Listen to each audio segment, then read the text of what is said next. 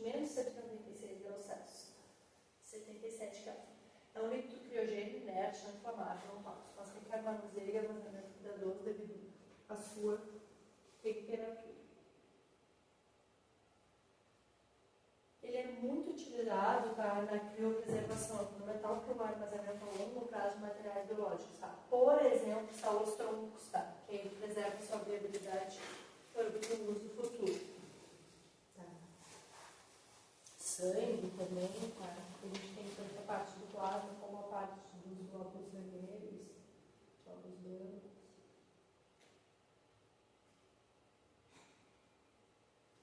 Além disso, tá? Então, eu trouxe aqui um exemplo de bioquímica, né? Um exemplo de alimentos também, que é o método mais rápido para congelar alimentos, preservando sua textura, sabor e qualidade, e minimizando a formação de gelo, né? De água no estado sólido.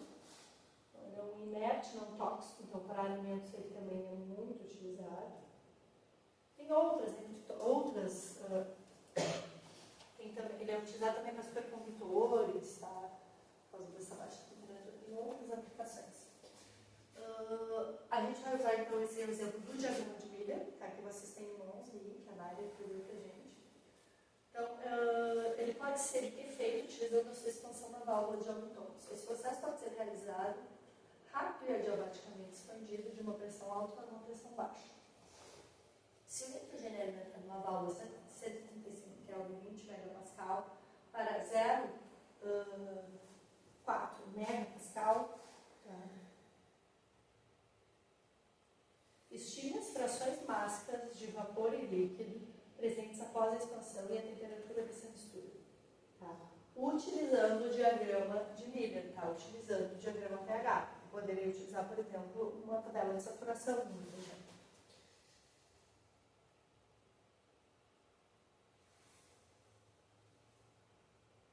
Então, como é que vocês vão fazer? Vocês vão marcar esses pontos, tá?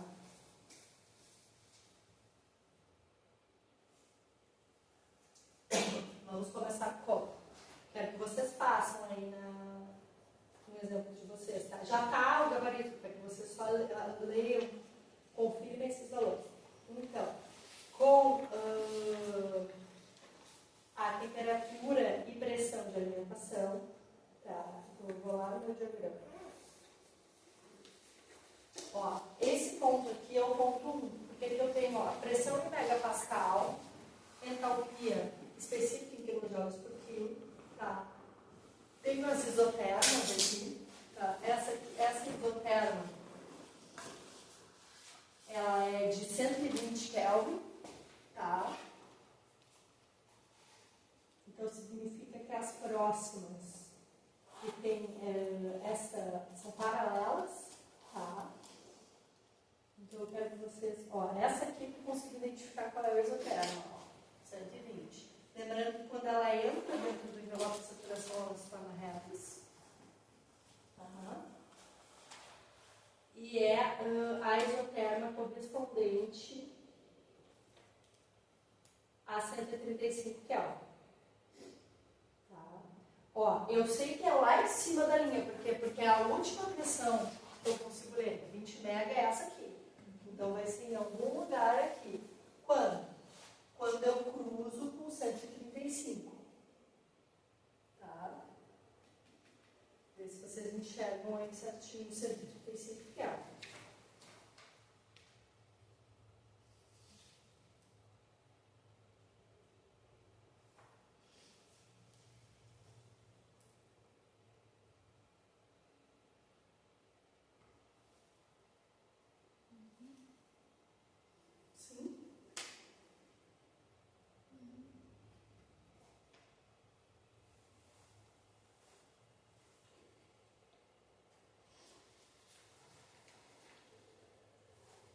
Olha só, ele dá para ver aqui assim, ó, se vocês olharem, ó, esse aqui é o 135 para o vapor superaquecido, tá? Vê se vocês encontram esse 130, mais para baixo, 120, aqui, ó, perdão, 120, 135. É essa linha aqui, ó, essa isoterma aqui, ó. Vocês vão começar a ler ela aqui. O que vai acontecer? Se vocês forem com o dedo aqui, ó, sem tirar o dedo dedo, sem tirar o dedo, ela vai cruzar aqui onde ela cruza os 20 pegas. É bem aqui. Eu sei que é algum lugar aqui, mas aonde? Aqui. Então eu vou ter que seguir, ela não é uma linha reta, até ela ir lá bem em cima da linha.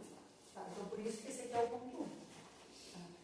Consequentemente, eu leio, tá, a entropia correspondente. Por quê? Porque na válvula de Joule-Thomson, o que me leva de um ponto para o outro é ele ser isentrópico. A válvula ela é isentrópica. Então eu sei que H1 é igual a H2. Eu vou ter que manter a entropia para achar a temperatura T2 e a qualidade. Tá? Então, fixei aqui. Tá? Ele nem pergunta qual é a entropia, tá? Mas ia ser em torno de 160 kJ por quilo. Tá? Porque essa aqui é 150 e essa aqui é 200. Tá? Bem no meio é 175. Então, se perguntasse qual é a entropia, em torno de 160. Tá? E aí, eu conheço a pressão em 2, que é 0,4 mega. Então, eu vou ter que cruzar a linha de entropia, que é uma vertical, com a linha horizontal, que é a pressão de 0,4. Então, o ponto 2, tá, é exatamente aqui. Ele recém entrou, ele está recém aqui no... Isso aqui é só para ler a entropia, né? Na realidade, só para vocês lerem aqui, saberem antes de entrar dentro do envelope, tá? Na realidade é esse ponto aqui, tá, pessoal? Por quê? Porque eu vou cruzar a entropia, então vai ter que ser algum ponto aqui. Aonde? Aonde cruza a isotérmica. Tá? Eu coloquei aqui só porque a gente consegue ler aqui a T2 melhor neste ponto aqui, ó. Aí que tá. A T2, não é que seja o ponto 2 ali, é que a T2 é mais fácil de ler ali.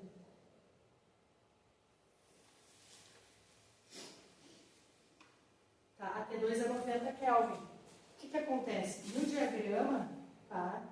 Ela é a última temperatura que está aqui, ó. Ou a primeira que sai do envelope, tá? Se vocês forem ver. Então é só porque aqui, ó, essa aqui diz, ó, 90 Kelvin. E aí ela faz assim, ó, quando ela entra dentro do envelope. Fora do envelope ela não é uma reta e dentro do envelope fica igual, ela fica reta. Então é só para mostrar que aqui, mas ponto 2 na realidade é esse. Tá? E aí qual é a qualidade? Ó, aqui é a qualidade de 0,1, 0,2, 0,3, tá vendo? 0,4, 0,5. Tá? É a fração máxima na fase vapor. Posso ler aqui direto. Então vai ser entre 0,5 e 0,6. Tá? Lembrando que a fração do líquido, né, é um menos o outro.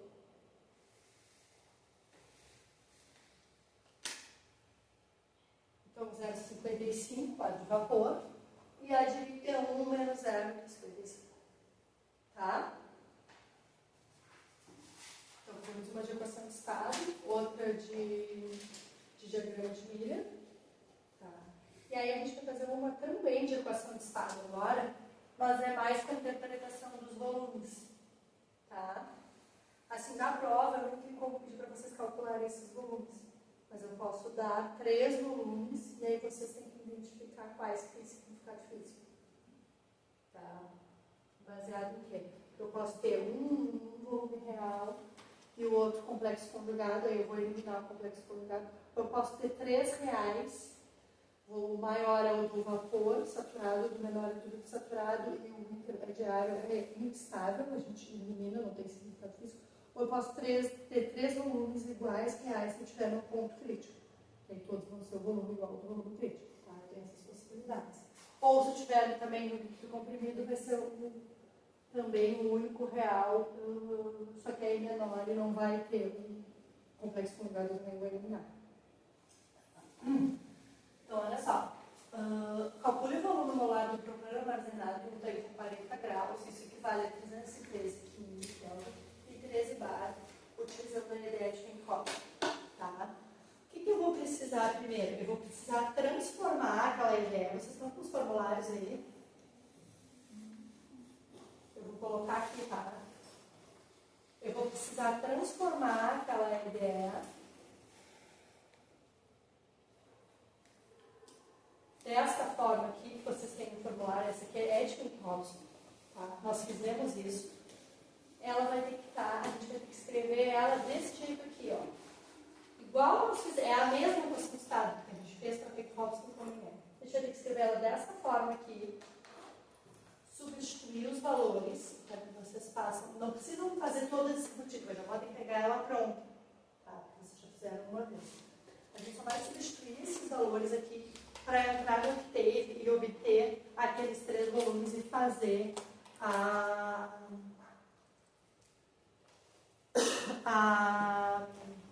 compreensão física, né? Pode eliminar, como é que funciona, o que a gente pede, tá? Então vamos lá. Eu vou só dar um tempo para vocês copiarem essa aqui dessa forma já, tá? E aí vocês só calculam os coeficientes, tá?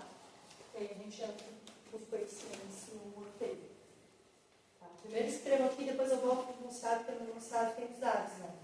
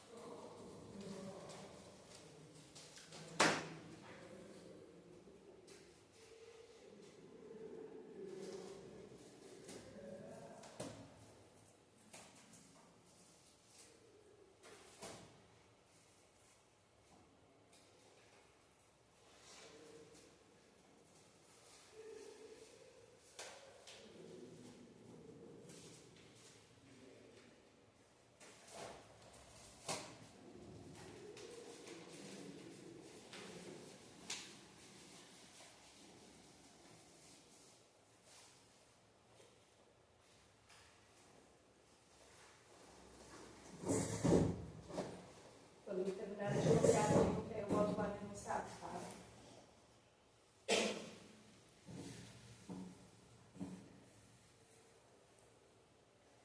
Vamos precisar calcular o A e o B, né? De Pink-Hobson. Quem é que precisa de formulário para só agora? Todo mundo tem? Vocês têm ele? Eu tenho um sobrando aqui, isso. Você não sabe como devolver todo o que eu tenho para.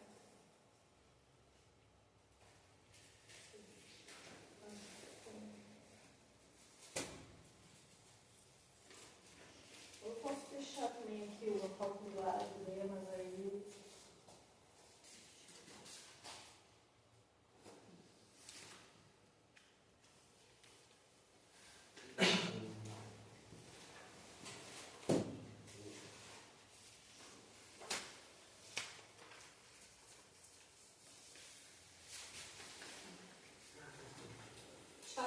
Bom, vocês conseguem ver o A e o B, e aí só posso tirar daqui? Vou colocar lá no enunciado. Tá?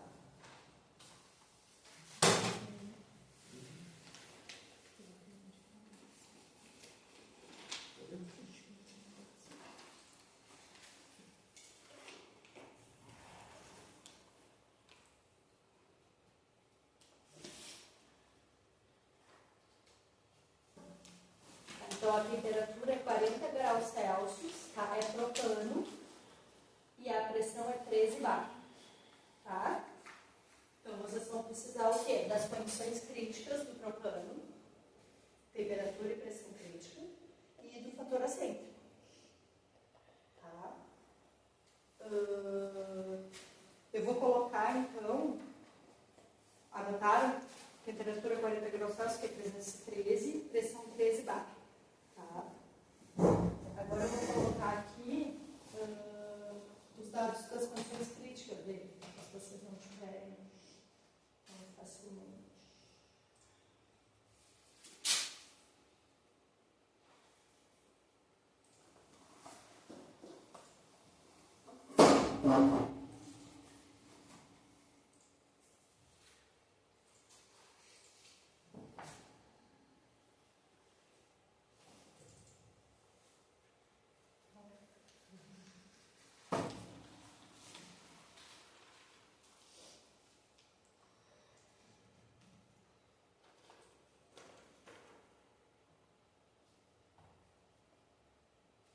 O propano, então, é o C3H8, né? Que ele é um bicarbonato de cadeia simples, então eu jogo mais 2. C3H8.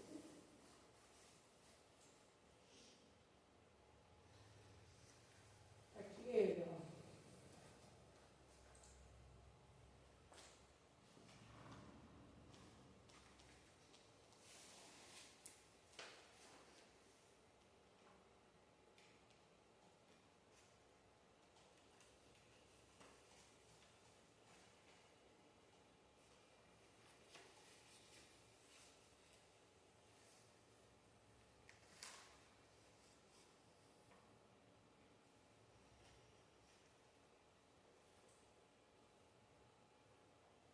Temperatura crítica dele, 369,83. Pressão crítica, 42,48. E o fator acêntrico, 0,142.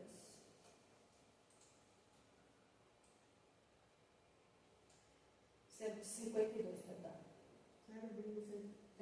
Temperatura crítica, 369,83. Pressão crítica, 42,48. Fator acêntrico, 0,152. Tá. Como é que vocês calculam o A e o B dele? Temos formulários aí. Tá. Mas eu posso fazer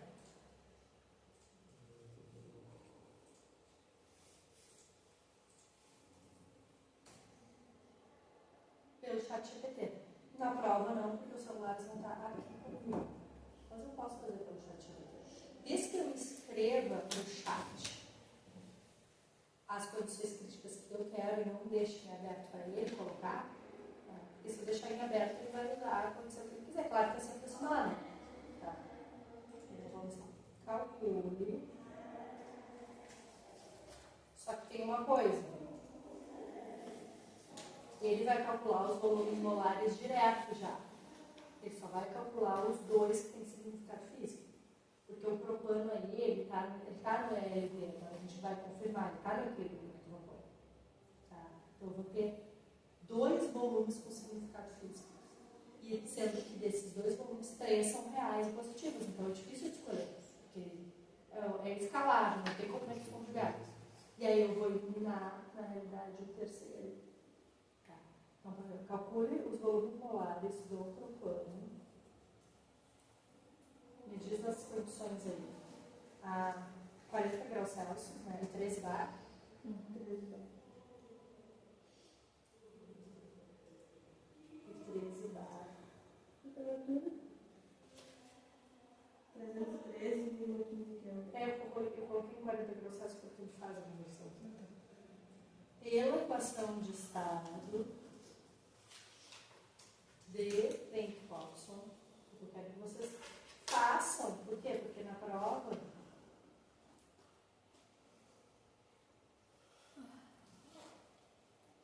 utilizando os dados de temperatura crítica de qual é?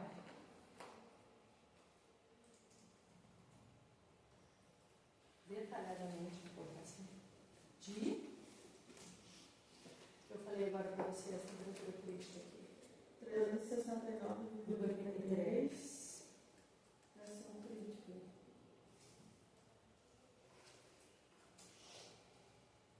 42,48 bar e meu fator acêntrico 0,152. Então ele vai usar com esses dados aqui. Olha só como é que eu escrevi. Então, o IA é muito assim, é muito de como eu vou detalhar. Ela pode ser uma boa, ótima ferramenta. Mas se eu colocar calcule o volume molar do propano, ele vai pegar e vai fazer por gás ideal. Então, eu tenho que dizer exatamente como é. Detalhadamente, a 40 graus Celsius, 3 bar, colocação estática e cálcio de não. Acho que é isso, né? Aí eu consigo colocar tudo. Vamos ver o que vai fazer. 48,8. 42,8 Paulo. 42,8. É, não, é 48.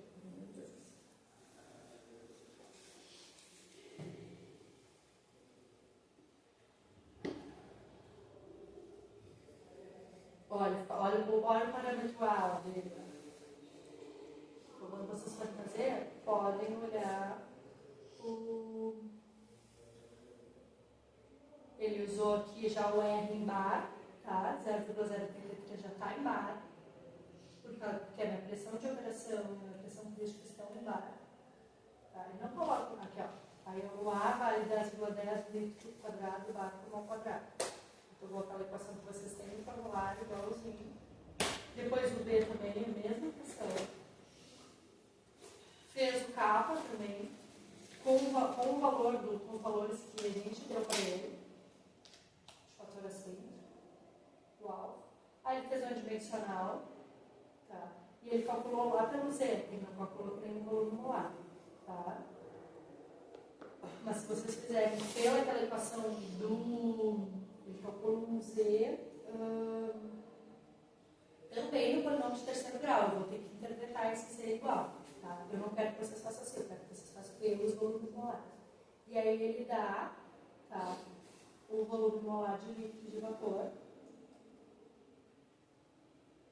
que é desse resultado. 0,078 e 1,78. Tá? Já foi um pouquinho diferente. Tá? O que a gente vai fazer? A gente vai... Eu quero que vocês querem que vocês façam, como a gente tem um pouquinho de tempo. Peguem esses valores de A e B, tá? Que ele dá aqui, tá? Que é exatamente isso que vocês têm que chegar. E aí a gente joga aqui, ó. Notem aí, 10,10 litro quadrado vezes bar por mol quadrado. E o B, 0,05588 litros por mol. E aí o que vocês vão fazer? Vocês vão jogar nessa equação aqui e a gente vai colocar os coeficientes que não teve. Entenderam? Quer que eu repita algum detalhe, Paulo? Não. Vou dar para vocês os valores de A e de B. Tá? 10,10 litro quadrado vezes o ar por mol quadrado. E B, 0,05588 litros por mol. Porque eu quero fazer pelo octave para ele mostrar os 3 volumes do octave. Eu não quero só do líquido do vapor, eu quero que ele mostre o intermediário. Tá. Pronto. Tu fez mais ou menos assim na aula, né? Isso, igual eu fiz na aula. Na prova. A gente vai ter que fazer tudo. Sim, e aí chega nisso. Não vamos conseguir calcular. Tá. Não vai ler isso aqui. Não, foram só os formulários. Mas aí, se vier, é só uma assim, né? As outras é mais rápido. Tá? Deu? Anotaram os valores de A e de B? Só façam então essas contas aqui das constantes, ó. Quanto equivale dP menos RT? Aí é pressão de operação, 13 bar. Tá? Aqui vai ser V ao cubo vezes 13 bar, se quiser tudo em bar. dP menos RT, depois menos 3D quadrado vezes P, cada um desses parâmetros. E aí a gente joga no octave. Tá? Deixa eu fazer parte do exercício, né? E a parte do exercício com o raciocínio.